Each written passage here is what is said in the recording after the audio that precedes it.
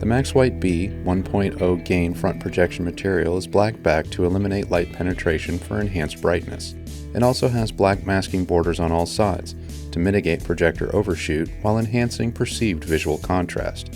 This material provides a wide viewing angle that allows the viewers to see a clear picture with uniform brightness from anywhere in the room. The design of the 𝗦𝗲𝗵𝗵 is intended as a user-friendly and stylish entry-level product for a variety of applications.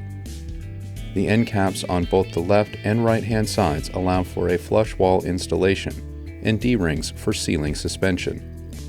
A lanyard is also provided for high ceiling installations.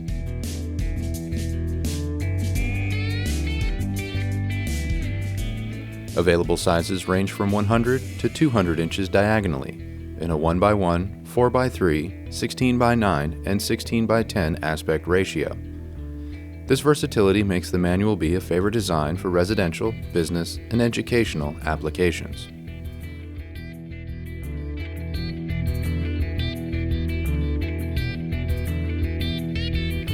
Professional-grade video quality has never been this easy. Elite Screens. Get the big picture.